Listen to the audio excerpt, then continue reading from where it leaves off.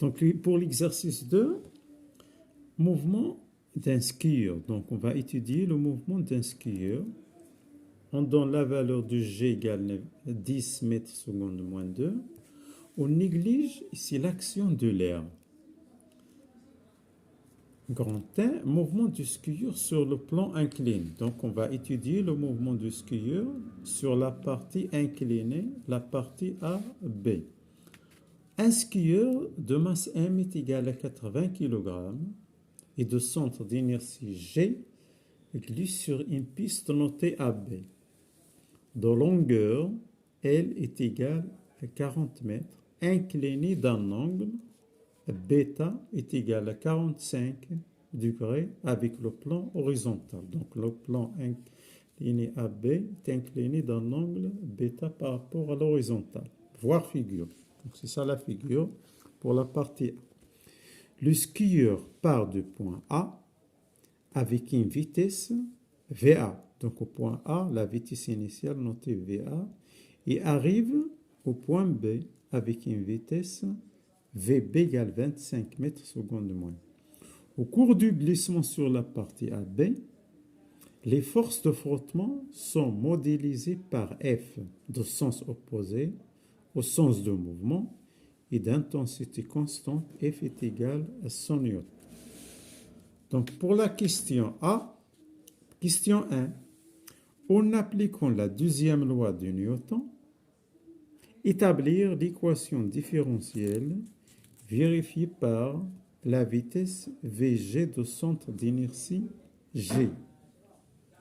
Question 2, on déduire la valeur de VA, vitesse du skieur, au point A. 3. Déterminer la valeur de R, l'intensité de l'action de plan incliné sur le skieur. Grand 2, partie 2. Mouvement du skieur dans le champ de pesanteur uniforme.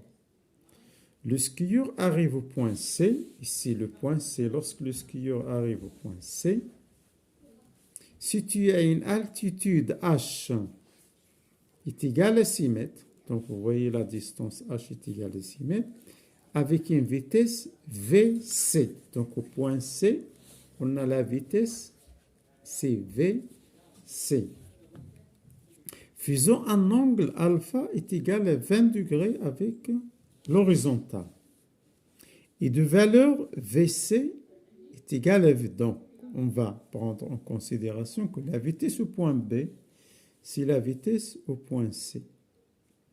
Et saute, donc le skieur saute et arrive au point P.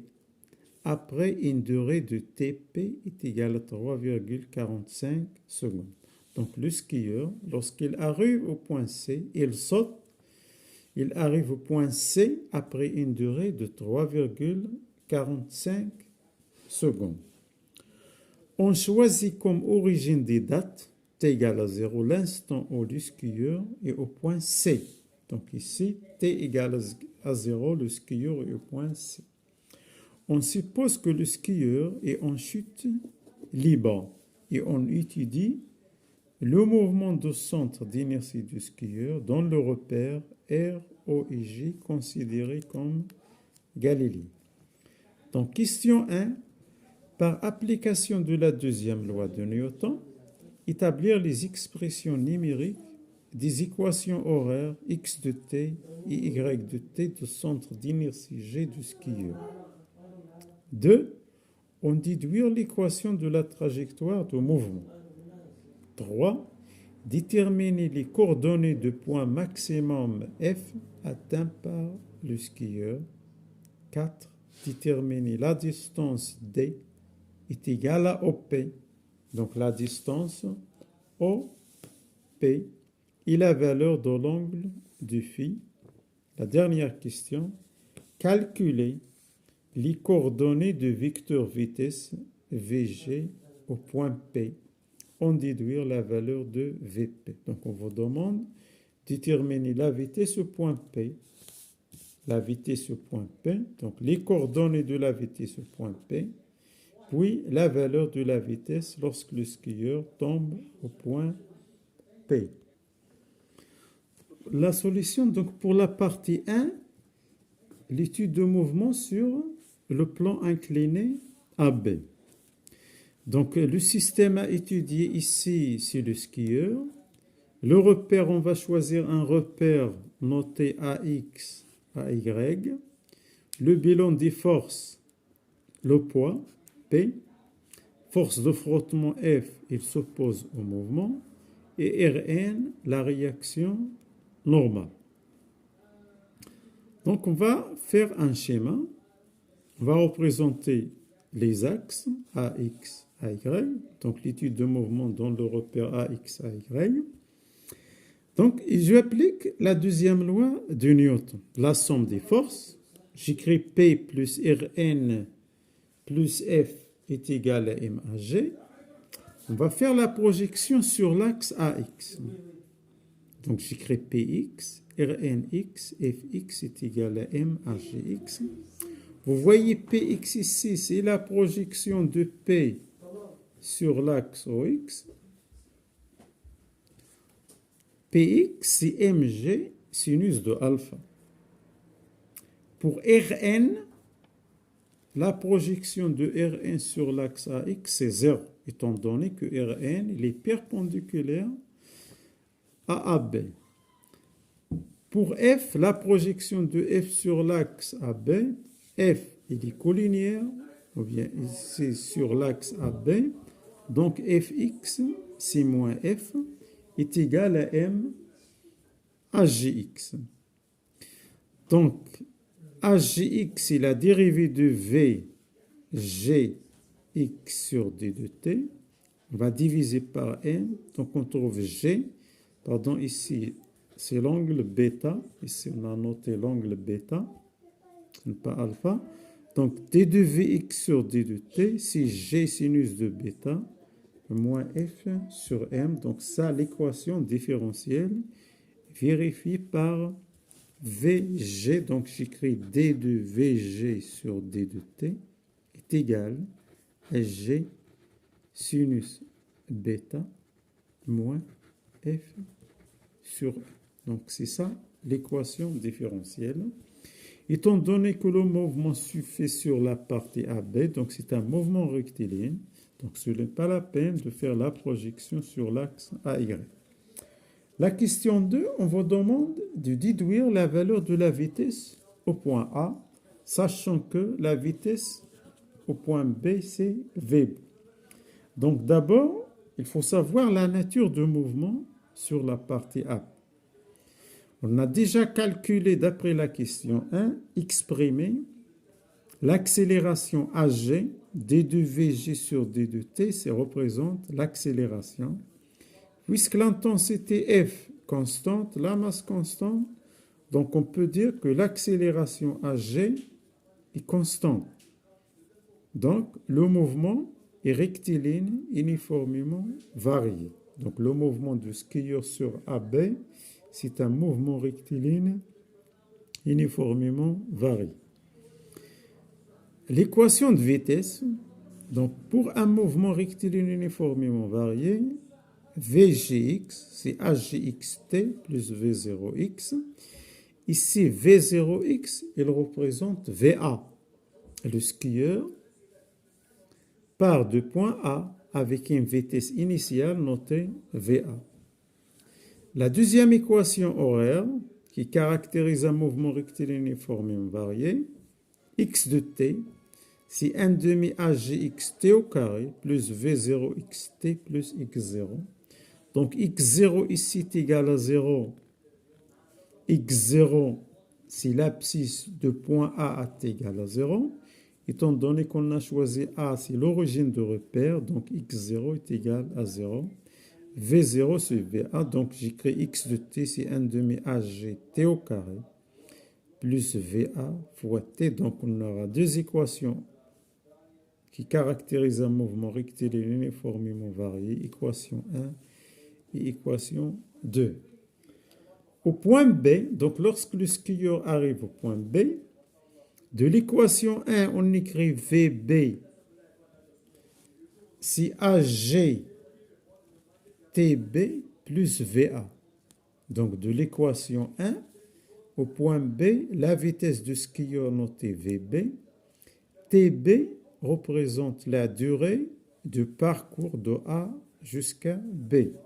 Même chose, l'abscisse du skieur au point B, on va la noter XB, c'est 1,5 HGX, ça c'est l'accélération, TB au carré plus VA fois TB.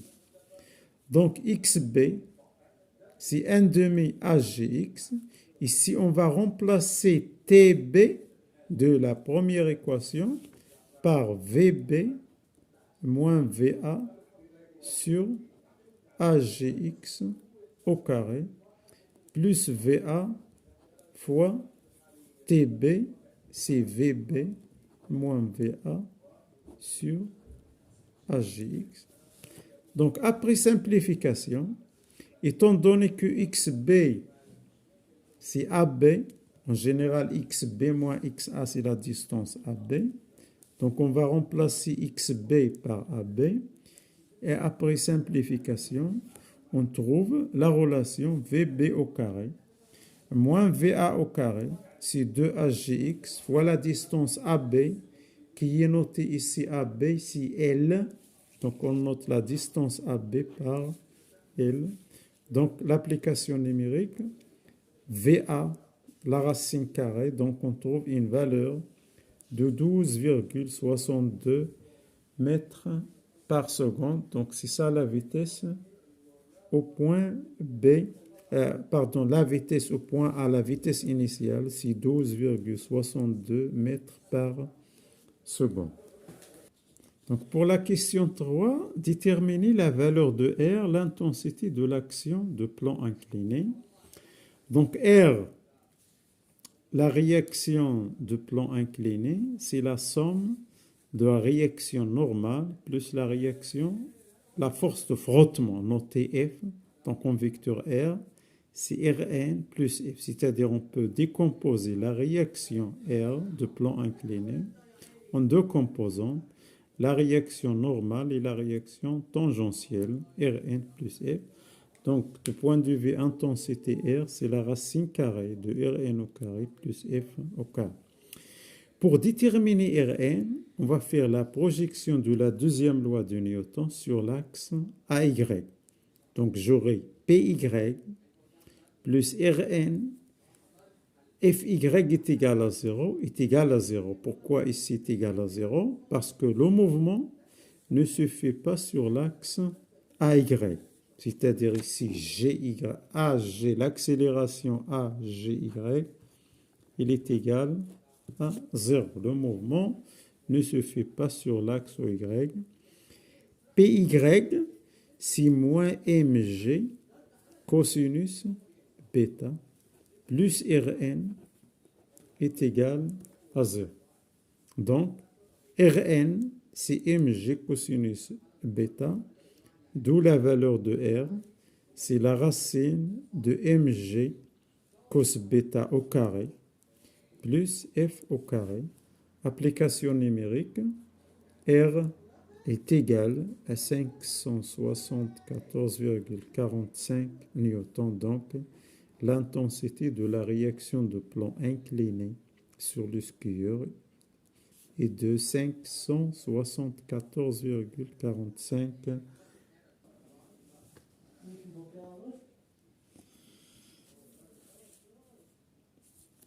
Passe à la partie 2, le mouvement du skieur dans un champ de pesanteur uniforme.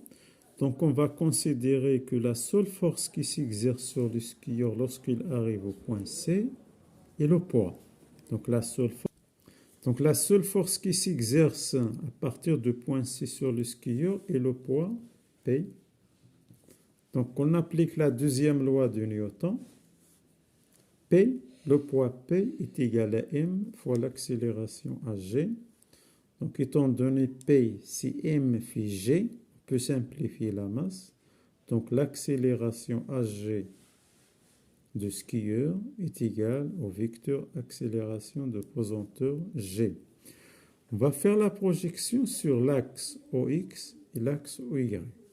Sur l'axe OX, donc j'écris AGX, c'est la projection de G sur l'axe X. Étant donné que G toujours il est vertical, donc Gx est égal à 0.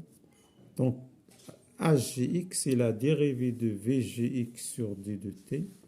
Donc on représente l'équation différentielle vérifiée par G centre, ou bien la vitesse, l'équation différentielle vérifiée par la vitesse Vg de skieur.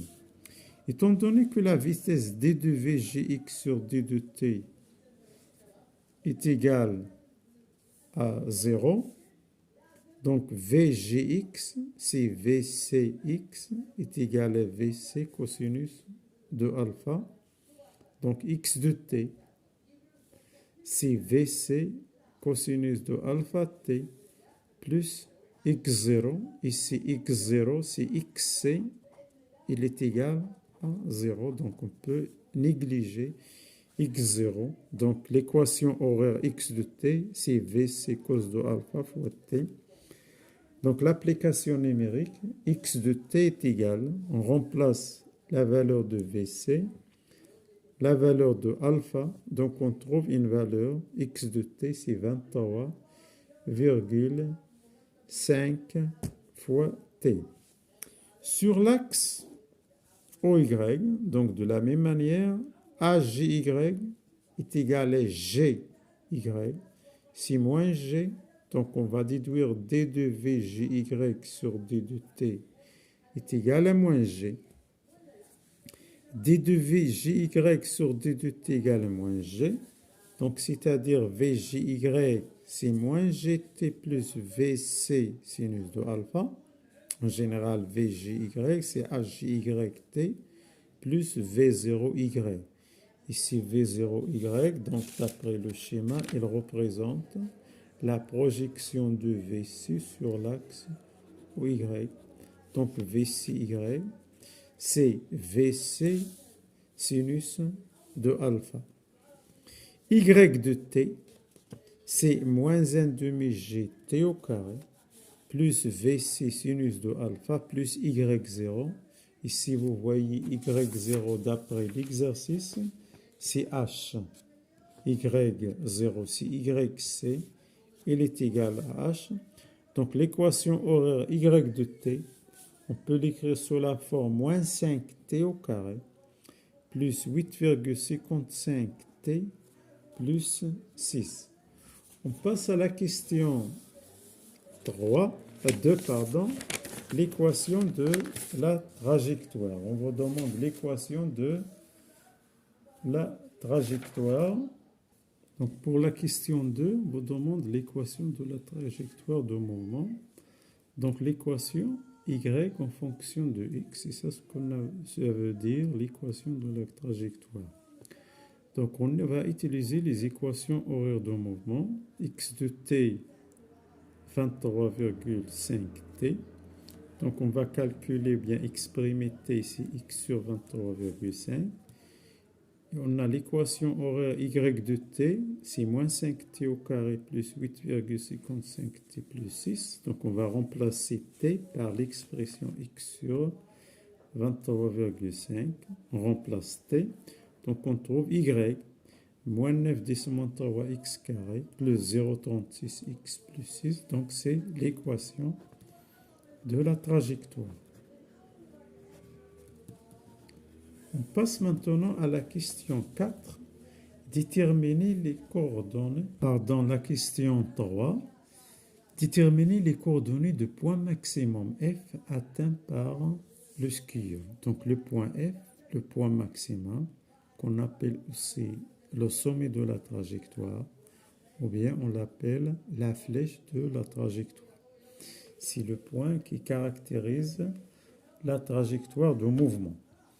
Donc, en général, on a un point quelconque de la trajectoire, les coordonnées de vecteur vitesse Vg, Vgx, Vc cos de alpha, Vgy égale moins gt plus Vc sinus de alpha. Donc, le point F, il appartient à la trajectoire, donc il vérifie ses coordonnées. Étant donné que la vitesse ce point F il est horizontal. Donc, la projection de VG sur l'axe OY au point F doit être nulle. Donc, j'écris moins GTF plus VC sinus de alpha. Ici, TF, il représente la durée du skieur de point C jusqu'à point F. Donc, T est noté T au point F. Donc, VGY au point F, il est nul. Donc, on trouve TF, c'est VC sur G sinus de alpha. Donc, à partir de l'équation horaire X de T, au point F, j'écris XF, c'est VC cosinus de alpha fois TF. On remplace TF par son expression. Donc, on trouve XF, VC au carré sur 2G sinus de 2 alpha. XF, application numérique, on trouve 20 mètres. Donc, le point F, son abscisse, c'est XF. XF et YF. De la même manière, pour trouver YF, il suffit de remplacer dans l'équation horaire Y de T, TF, par son expression qui est VC sur G sinus de alpha. Donc, YF, j'écris moins 1 demi GTF au carré, plus VC sinus de alpha TF plus H. Donc, on trouve 1 demi VC au carré sur G sinus carré alpha plus H. Application numérique, YF, 13,3 mètres. Donc, les coordonnées du point F sont XF, qui est 20 mètres, YF est égal à 13,3 mètres. Pour la question 4, on vous demande de déterminer la distance OP. Donc, la distance OP, on peut dire cette distance OP, on va faire la projection P sur l'axe OX, donc j'écris XP, et sur l'axe OY, j'écris ici, j'aurai YP. Donc les coordonnées du point P, on va les noter XP et YP. Donc la distance OP par théorème de Pythagore, c'est la racine de XP, cette distance, ça c'est XP au carré, plus YP, ça c'est YP au carré. Sachant que XP, à partir de l'équation horaire, c'est 23,5 fois TP, donc c'est 81 mètres. YP, c'est moins 5 TP au carré, plus 8,55 TP plus 6, c'est moins 24. Donc la distance OP, la racine carrée, c'est 84,5 mètres. Pour cosinus de l'angle phi, on peut écrire cosinus de l'angle phi. Pour la valeur de l'angle phi, on peut dire cosinus phi, c'est XP. Donc le point P, on a dit l'abscisse XP. Donc cosinus phi, c'est la distance XP divisé par la distance OP. Donc on remplace XP par 81 mètres, OP 84,5. Donc on trouve que l'angle phi, c'est 16,54 degrés. Pour la dernière question, 5, les coordonnées de vecteur vitesse VG au point P. En un point quelconque de la trajectoire, le vecteur vitesse VP, il est toujours tangentiel à la trajectoire. Donc les coordonnées du vecteur VP sont VPX et VPY. En un point quelconque de la trajectoire, VPX ou bien VGX en un point quelconque, c'est constante. VC cos de alpha, c'est 23. Par contre, VGY, donc elle dépend de T. Donc VPY, c'est moins GTP plus VC sinus de alpha est égal à moins 25,95 mètres par seconde. Donc les coordonnées de vecteur vitesse sont Vpx et Vpy. Pour la norme de la vitesse, déduire la valeur de Vp. Donc, Vp, c'est la racine de Vpx carré plus Vpy au carré. On trouve 35 mètres par seconde.